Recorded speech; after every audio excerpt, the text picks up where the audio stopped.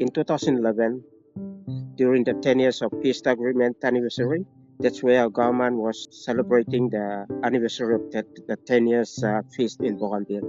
United Nations or UNDP that was taking the lead, and our government, autonomous Bougainville government, they asked me to facilitate the peace walk across the island to the other side of the west. I talked with the country manager for the UNDP in Papua New Guinea about the idea of going into tourism. That's the funding from the small grant program to assist our project. I usually get the clients from Europe, that's France and Germany and Russia, also from Japan and Australia and New Zealand.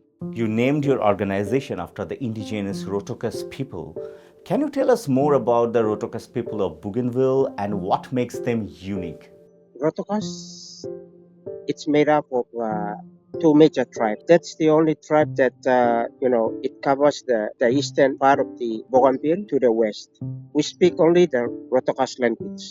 Out of Rotokas language, there are the dialects. Out of that two tribes, we have around 6 to 7 clans out from each tribe. Do you use the unique Rotokas language, believed to have the smallest alphabet of any known language, to promote tourism in Bougainville? Our language is the shortest in the world. We only use 12 alphabets. That means that we are the special people. We have this the guy that coming from New Zealand to come and assist us in this project, teaching the language, and he got the language within the 1 year. There's a lot of interest from other people knowing and trying to get our language, learn our language, and also people from outside. We do the promotion. Which tourism sites in Bougainville have you been promoting the most? One of the attractive site that we have is Mount Balby. That's where the most tourists coming in here. We get more tourists coming to visit the volcano. And now the government is working on one of the big project. That is the World War II track that we are trying to develop in our parts. That's in our place in Rotokas. Other sites that the Japanese that are interested in is Yamamoto Crest sites in southern part of Bougainville. We have this pupe heads. That's the Rotokas culture that's shown on the Bougainville plate. It is our unique culture that people also want to learn about our culture. Papua New Guinea is not a very popular tourist destination and receives limited international visitors. So what are the main challenges you face in attracting tourists in Bougainville? When coming up to from Australia or New Zealand to Port Moresby, they pay the same price as coming to Port Moresby to Bougainville. So that's one of the challenges for the tourists to come to Bougainville. When we have our international airport in Bougainville, that's where we will have more tourists coming in direct from other parts of the country to Bougainville. And the other thing is that when we were working on that project, that's when the COVID that affect the tourists from coming in. But after 2020, around 2022, they started coming in. Have you seen any significant increase in tourism since the pandemic? There's a lot of increase in tourism that I have seen, but not only in our project, but they are the local tour operators which are operating in Bougainville. We are the only tour operators that we are operating in Bougainville. No outside operators. And also, I've seen that in other tour operators, they are getting more tourists coming in after the epidemic. Even the cruise ships and large number of tourists, they are start coming into Bougainville now.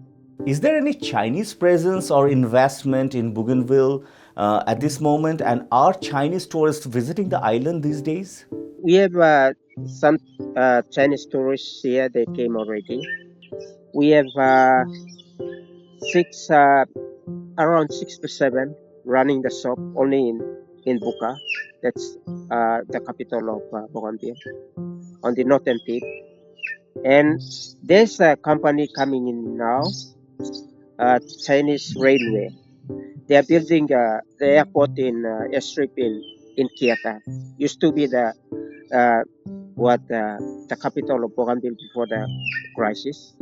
They are trying to, build, extend the airstrip to prepare for, you know, overseas coming in into Bougainville. Could you tell us why Bougainville is seeking independence? Our people have been struggled to get independence. We understand that Bougainville was not part of the Papua New Guinea before the colonizations. The people of Bougainville understand very well that when the colonizers came in, they include us with Papua New Guinea. We are part of Solomon. We wish to call us not Solomon's province. What is the current status of Bougainville's targeted independence on September 1st, 2027, and what preparations are being made? The preparation for the independence now is there's been a committee set up by the autonomous Bougainville government and the Papua New Guinea national government, consultation committee to get the views from all the public and people of Papua New Guinea about the referendum result and for the independence of Bougainville. Right now, those two governments now they are talking to get the preparation for the national government or PNC government to table the referendum result, whether they're going to say yes for us to get independence. How do you see the future of the Rotokas language? Are there concerns that it might become extinct?